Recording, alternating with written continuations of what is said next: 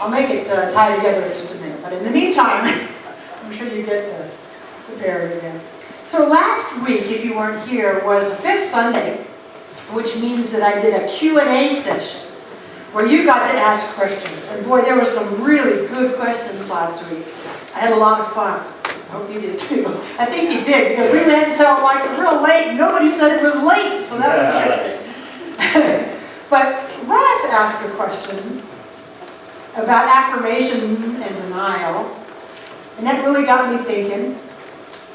You know, the question basically was, so we're affirming something wonderful, but it sounds then like we're in denial. We're sticking our head in our sand, like, oh, that's not really bad. You know, we're affirming something new, so we're denying, we're in denial.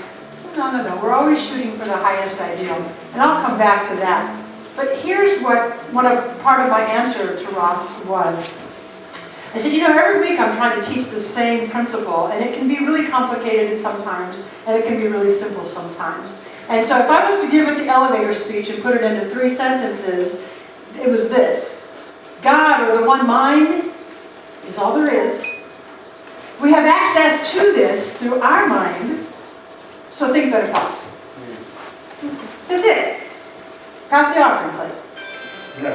That's really what I'm saying all the time in some different way, shape, or form. God, or the one mind, is all there is. We have access to it through our mind, so think better thoughts. Okay, now what I'm going to do is I'm going to stretch that out and I'm going to elaborate a little bit more on what all that means. What I just got through saying is the way that we are creating our lives. Through our thinking is the way we are creating our lives. Have you heard that before somewhere, sometime? Maybe. But it seems that we do well to hear it again, and again, and again, and again, and again. We can make a song out of that, couldn't we? We do well to hear it over and over again. It's via our thoughts that we are creating our lives. It sounds so simple. And it is, on one hand, so simple. Think better thoughts. It sounds really easy until we actually start to do it, and then we realize, oh wow, this takes a bit of practice. Okay, that's all right. Everything worthwhile takes practice. An artist creating a beautiful piece of art sits down with their brushes and their canvases and their ideas the very first time. Usually what comes out the very first time is not going to be as wonderful as what comes out after they've practiced a while. Everything really good takes some practice. Ask a musician, yes?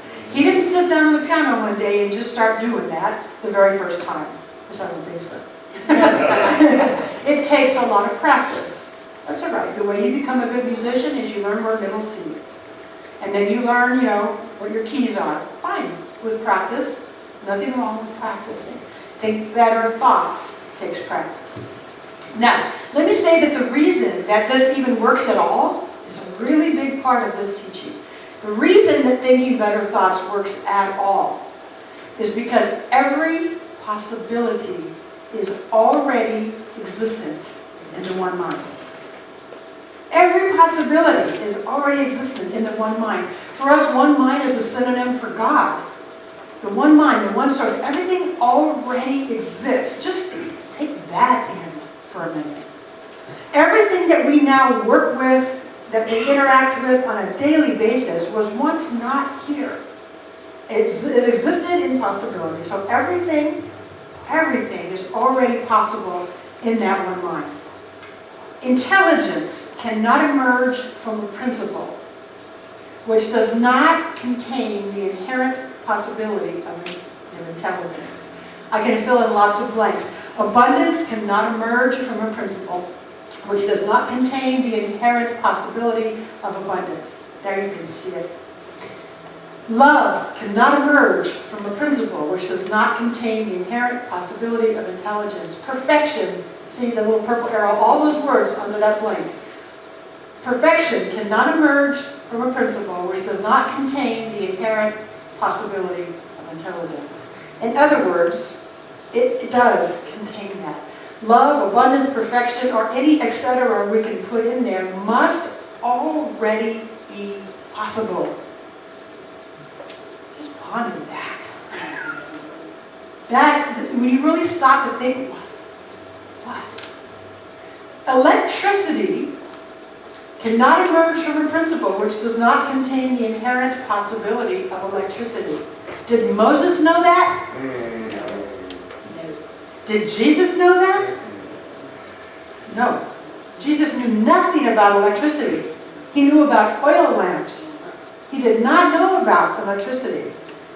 But the principle here is that everything must already exist in this one mind. It must be inherent already to even have it be experienced.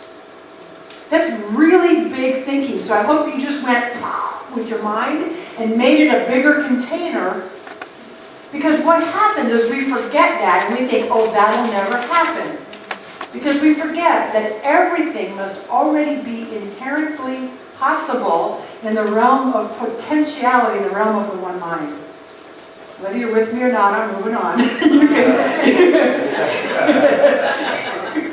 That's a really big thing. Just leave that up there for a minute. That's a really, really big thing. The inherent possibility is why this even works at all. This is the principle that we're using. It's the principle. Ernest Holmes calls it immutable.